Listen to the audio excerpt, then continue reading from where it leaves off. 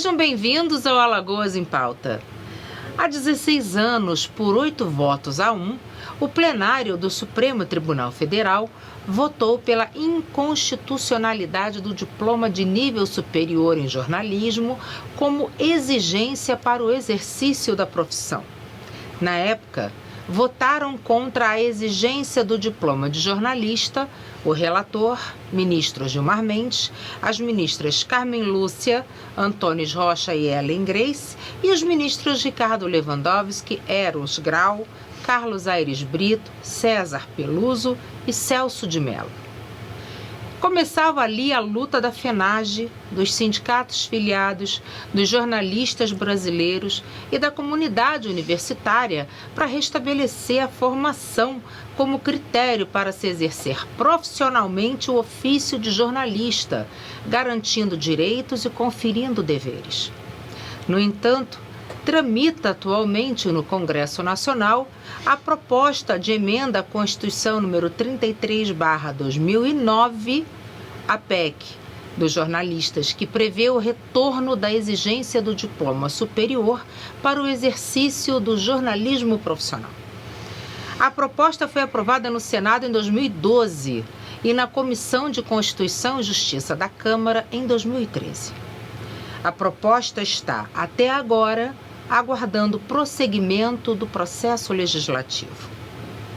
Para a primeira entrevista do Alagoas em Pauta de 2025, recebemos em nossos estúdios o deputado federal por Alagoas, Rafael Brito, que, entre as suas lutas, está a de brigar pela exigência do diploma para o exercício do jornalismo. Deputado Rafael Brito, que honra tê-lo aqui para o primeiro programa do Alagoas em Pauta em 2025, uma presença ilustre. Vamos conversar sobre um assunto tão importante. Prazer, Dani, estar aqui. Obrigado pelo convite. Feliz 2025 para todos que estão nos assistindo agora. É um assunto muito importante, principalmente nos tempos atuais, né, Dani? Um tempo de desinformação, um tempo que pessoas viram transmissoras, às vezes sem querer, de falsas notícias, de fake news, de informações erradas para a sociedade. Então, sem dúvida, esse é um projeto de lei, uma PEC extremamente importante que precisa urgentemente ser colocada em votação para que a gente possa ter no jornalismo uma fonte segura de informações e de defesa da liberdade e da democracia do nosso povo. Com certeza. Deputado, o senhor é reconhecidamente um entusiasta da educação, tendo sido secretário de Educação no governo Renan Filho. O senhor concorda que o jornalismo é o pilar de qualquer governo democrático? Sem dúvida, não existe democracia sem imprensa livre. A gente viu muito isso na CPMI do 8 de janeiro, por exemplo. E a profissão e a essência do jornalismo e da imprensa tem sido muito atacada, principalmente tendo início nessa última quadra, nesse governo anterior do ex-presidente Bolsonaro. As instituições foram todas atacadas constantemente, caindo em descrédito por parte da população, e a imprensa não foi diferente disso. Porque era justamente o que ficou muito claro ali nos trabalhos da CPMI. Quanto mais descrédito a imprensa tivesse, mais crédito tem as redes sociais, e fica mais fácil para quem quer passar para a sociedade notícias falsas, ou como eles mesmos chamam, né, falsas narrativas, fazer isso livremente sem que a imprensa tenha credibilidade. Então, para combater isso. Para combater, para trazer a verdade. Então, assim, a profissão do jornalismo, tendo um curso de nível superior, com os alunos tendo acesso a condições técnicas para imparcialidade, para a transmissão das notícias com veracidade, mostrando as pessoas de uma forma sem viés ideológico, como também está na moda de se dizer, sem dúvida é extremamente importante para que a gente mantenha a nossa democracia livre, funcionando, e as pessoas tendo uma fonte de informação com credibilidade. Você não deve ser diferente, Dani. Eu recebo às vezes nos meus grupos de rede social ou nos meus grupos de WhatsApp links ou compartilhamentos de alguns amigos que são mais alienados, digamos assim, do ponto de vista da informação, de pessoas que eu olho assim e digo, rapaz, a Globo.com, por exemplo, está dizendo diferente desse cara. Mas não, a Globo lixo eu não acredito. Como é que você não acredita num meio de comunicação que tem ali 3, 4, 5 mil jornalistas formados, contratados, estagiários, passando a notícia, e você acredita numa pessoa que você não sabe nem quem é, que grava um vídeo para uma rede social dizendo uma coisa que não tem nem pé nem cabeça. Então essa é a sociedade que a gente está vivendo hoje. Tá, e assim, é importante as pessoas, né, terem isso em mente, que é o seguinte: quando a gente estuda jornalismo, porque o jornalismo não deixa de ser uma ciência, um dos pilares para a gente poder exercer a profissão é a apuração. Então eu posso ouvir o que eu ouvi, mas é dever do jornalista apurar aquela informação, né? Porque falar, até papagaio fala. Agora, para eu repetir aquilo, eu preciso conferir. E as redes sociais não têm o menor compromisso com isso, né? Porque aí já entra um outro dever do jornalista, que é o compromisso com a verdade dos fatos. E para isso ele precisa apurar, e as redes sociais não têm o menor compromisso com nada disso. Nem com a veracidade, nem com a apuração e nem com quem está lendo, né? Então, qualquer jornalista tem um profundo respeito com o seu leitor, com as pessoas que o acompanham e com a informação, primeiramente, né? Na sua opinião, qual é a contribuição da exigência do diploma de jornalista para a educação brasileira? Eu acho que essa é uma parte muito importante, porque a educação, além da sala de aula, que é o ponto de vista mais importante, o conteúdo pedagógico, mas a educação da nossa sociedade é uma educação cívica. Ela vai muito além do que você aprende em matemática, português. Ela é uma educação feita para formar o cidadão para a sociedade. E, sem dúvida, a imprensa é fundamental para que esse cidadão tenha acesso a essas informações verídicas e imparciais. A gente está vivendo isso nesse exato momento agora, né? O governo, de uma forma desastrosa, fez uma regulamentação sobre as operações de Pix. E veio uma série de fake news e pessoas, inclusive deputados federais, senadores, blogueiros, propagando fake news, dizendo que o governo estava querendo, naquele momento, taxar o Pix. E o governo teve que dar para trás, recuar na sua medida, porque a informação foi tão disseminada que a operação de Pix no dia a dia caiu em um terço para um terço do número normal, da média normal que vinha acontecendo diariamente. E a gente contou, e quando eu digo a gente, é a sociedade brasileira, com a imprensa toda dizendo a verdade. Que não tinha taxação, que não estava se criando uma taxa nova para Pix, que isso não era verdade, mas mesmo assim a informação inverídica foi o que caiu no crédito das pessoas. A gente viu um deputado federal, que eu não vou dizer o nome aqui agora, que já tem milhões e milhões de seguidores nas suas redes sociais, que gravou um vídeo e ganhou de um dia para outro 750 mil novos seguidores na sua rede. Meu Deus. Com um Pix mentiroso, com um vídeo mentiroso falando de Pix e de taxa de Pix. Eu acho que só quem tem medo de regulação do Pix é quem sonega imposto. É lógico. Quem tem que estar com medo de sonegação de Pix é o traficante de droga, é quem está sonegando imposto, é quem faz operação fraudulenta. O cidadão comum, ele não tem que estar com medo de regulação de Pix. A gente já tem essa regulação nas nossas contas bancárias. Normal, todas as operações acima de R$5.000 dentro da sua conta bancária já tem essa regulação.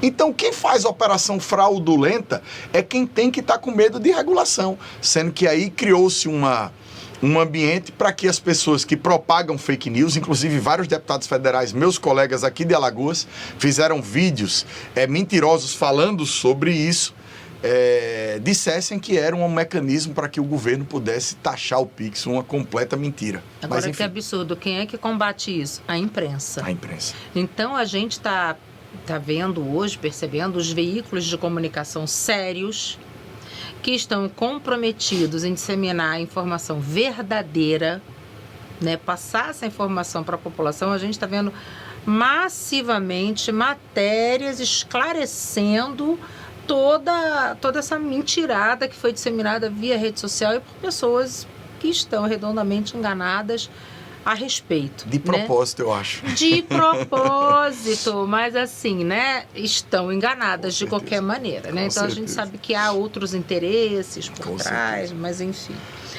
Você vê esse vídeo, Dani, que a gente falou desse deputado? Ele teve, até ontem, 131 milhões de visualizações em uma rede social. É muita coisa. Ou seja, ele fez um vídeo que foi mais assistido que a Rede Globo. Você vê metade do país, praticamente, assistiu a esse vídeo. Exatamente. Então, assim, muita gente. Agora, o que deveria haver era leis para punir. Claro. Ele deveria ser punido exemplarmente, pagar uma multa grande, ter algum problema do ponto de vista eleitoral. Exato. Porque, mas assim, aí cabe ao TSE, aos TRS. A Câmara dos Deputados. Câmara dos Deputados, exatamente. É isso aí. Para tentar resolver essa situação, né?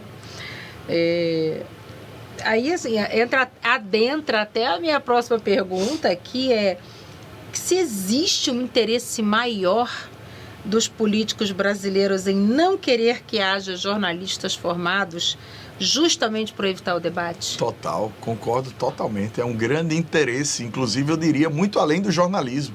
Eu acho que hoje há de verdade um interesse no país em que as pessoas não tenham educação, que vem antes da formação do jornalismo. Claro. E aí vai desencadeando em todas as formações. Eu acho que há um grande interesse por parte de pessoas da política hoje no nosso país que cada vez tenham mais analfabetos, cada vez menos pessoas tenham acesso à educação de qualidade, cada vez menos jornalistas para combater as fake news com a verdade, justamente para que eles possam andar livremente nesse caminho sem regulação, que é a rede social. A rede social, hoje, ela é uma inimiga da sociedade como um todo. Ela traz depressão, ansiedade, ela traz o cyberbullying, ela traz principalmente a desinformação. Porque a sociedade não estava pronta do ponto de vista cognitivo, digamos assim, e eu estou dentro disso, a viver com rede social o tempo todo. Porque a gente vive com rede social o tempo inteiro.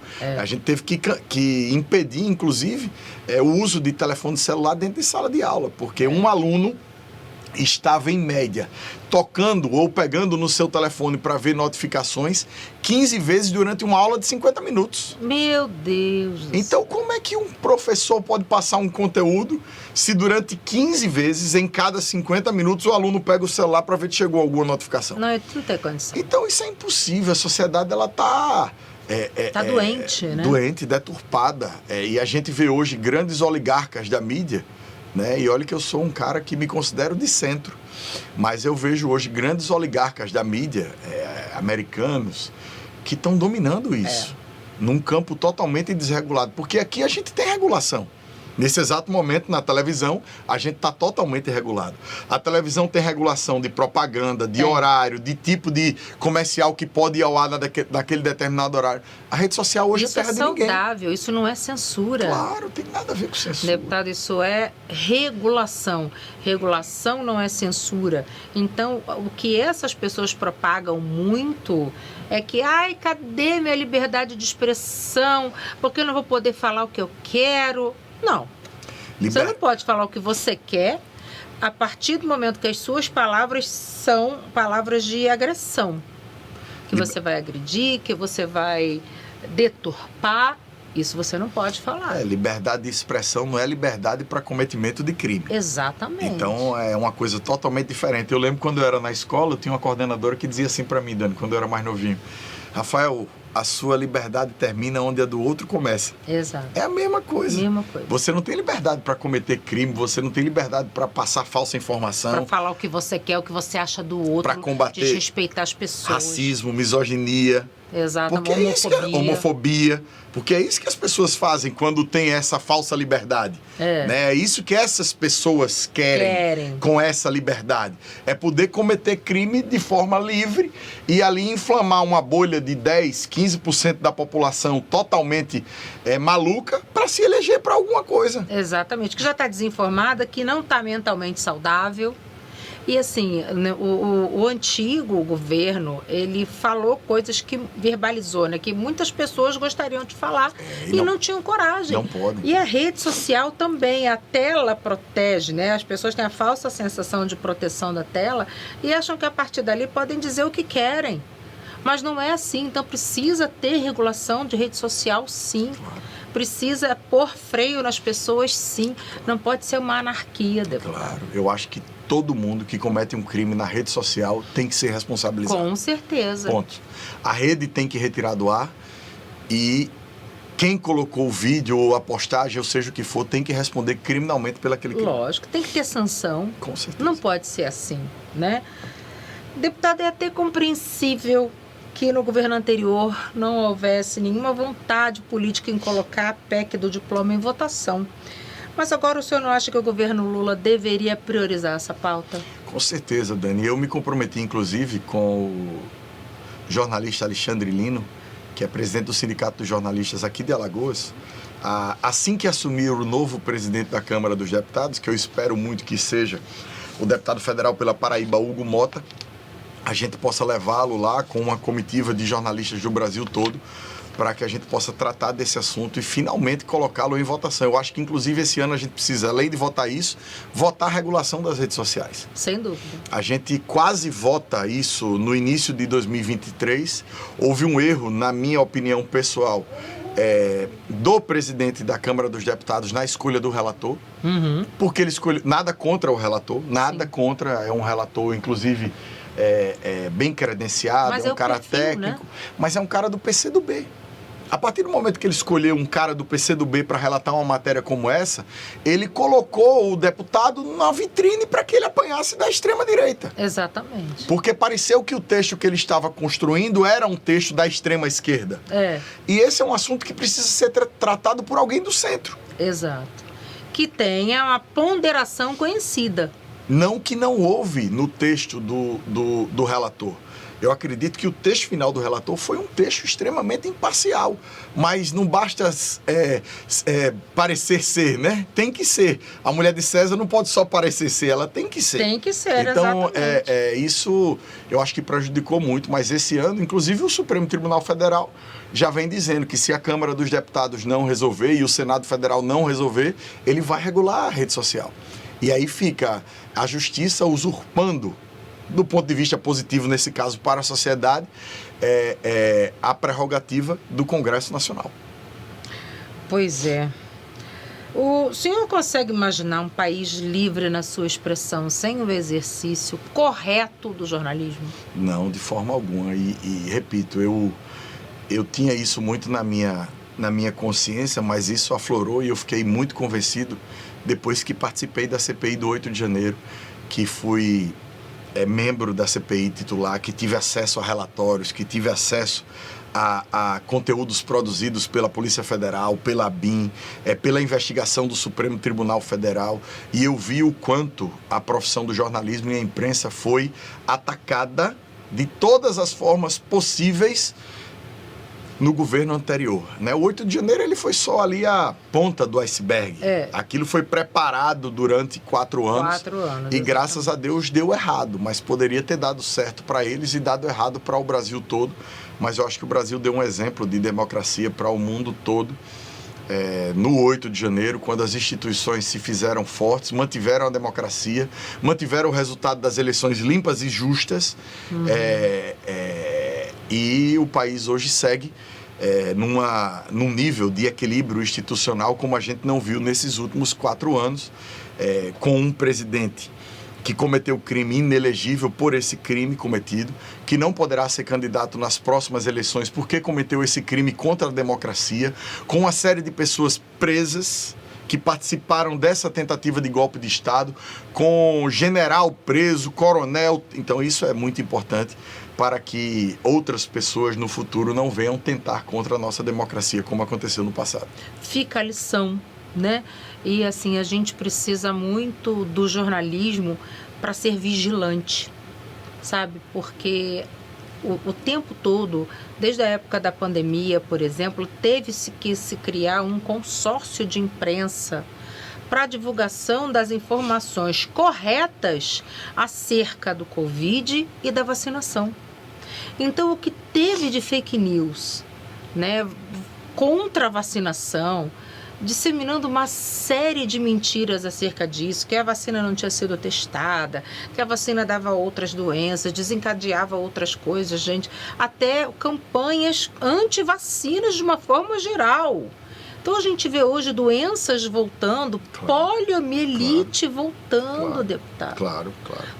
Por causa dessa questão da desinformação. Olha como isso é grave para a nossa sociedade. Então, a gente está falando aqui de um atentado contra a democracia, que é uma coisa maior. Mas a gente tem no nosso dia a dia aqui questões que são absurdamente importantes, tão importantes quanto, que é a saúde da população, por exemplo. Com certeza. Se não fosse o consórcio de imprensa, deputado, na época da pandemia, a sociedade não ia ter acesso ao número de mortes, a quantidade de leitos nos hospitais, a verdade sobre isso, porque o governo queria, na época, boicotar o número de mortes, não queria divulgar quantas pessoas haviam morrido. Aquele escândalo dos respiradores em Manaus. As pessoas morrendo sem oxigênio. Morrendo sem oxigênio, porque o governo não mandou a tempo. Quer dizer, de uma irresponsabilidade, eu não queria que a imprensa divulgasse essa irresponsabilidade, os desmandos, a falta de organização para combater uma pandemia global. E eu acho que isso, sabe, Dani, vai além de tudo, né? A imprensa teve um papel importantíssimo nessa época, mas assim, eu lembro de, nessa época, receber vídeo de médicos contra a vacina. Né? E cadê o conselho de medicina? Cadê? Onde é que está essas pessoas que vivem dentro de um corporativismo que é prejudicial à sociedade? Exato. Porque, assim, um médico que é contra uma vacina não pode ser médico. Não pode ser médico. Um médico que é contra a vacina, ele não pode ser médico. Ponto. Acabou. Ele fez tudo errado na vida dele, ele está completamente errado em tudo que ele aprendeu. Completamente equivocado, ele é um equívoco ambulante. Então, assim, eu acho que é muito além do jornalismo, da política, da educação, é muito além de tudo. Eu acho que as pessoas vão perdendo mesmo a razão e a noção do que é certo e que é errado. Volto ao ponto inicial, por conta das redes sociais. Porque, assim, você fica refém do like, refém do compartilhamento, refém do seguidor a tal ponto que você começa a dizer coisas que vão agradar aquele público ali. Então você vira refém de algo que não existe, você vira um personagem de si mesmo. Isso aí. E isso é muito prejudicial. É isso aí, eu acho que... É prejudicial para a sociedade como um todo. As redes sociais vieram para ajudar a gente a se conectar com pessoas que a gente não via há muitos anos, familiares, né? A gente obter informações que são boas, que são bacanas, ajudam a gente no nosso trabalho e tal. Mas eu acho que hoje a rede social ela é mais maléfica do que benéfica. Com certeza. Se a gente for olhar no macro... E ela só vai conseguir inverter essa balança quando ela for regulada, para que a população seja defendida na regulação. E protegida. É isso aí, para isso existem as regulações, as leis, etc. Para finalizar, deputado, o senhor pretende lutar por essa pauta lá na Câmara? Claro. Vamos botar a PEC adiante? Pode contar comigo, Dani. Eu já me comprometi com o nosso presidente Alexandre Lino. E assim que a gente, com fé em Deus, tiver a eleição do Hugo Mota, eu vou levar ele e outros jornalistas para que a gente possa falar com o nosso futuro presidente para colocar isso em pauta o mais rápido possível. Eu quero ir. Está convidadíssima. Eu quero ir. Muito obrigada, deputado, pela entrevista, né, para a gente poder conversar e debater esse assunto que é muito necessário. A gente não pode deixar de falar sobre isso, né? A gente precisa advogar em causa própria, sim. É necessário, porque se não for o jornalista falar sobre isso, ninguém vai falar. Verdade. Então a gente tem que brigar sobre esse assunto, a gente tem que exigir o diploma do jornalista para poder exercer a profissão, justamente para que pessoas que sejam mal intencionadas não tenham espaço para escrever besteiras e criar blogs e trabalhar em veículos de comunicação. Dividir uma bancada com um jornalista que levou 4 anos para se formar. É isso aí. Não é isso? Deputado, muito obrigada. Boa sorte esse ano para o senhor lá na Câmara e vamos ficar vigilantes. Vamos em frente. Eu que agradeço, Dani. Feliz 2025 para todo mundo. E obrigada a você que nos acompanha todos esses anos e mais esse ano aqui, 2025, conosco. Então, aguarde programas incríveis, entrevistas muito esclarecedoras ao longo desse ano. Até o próximo programa.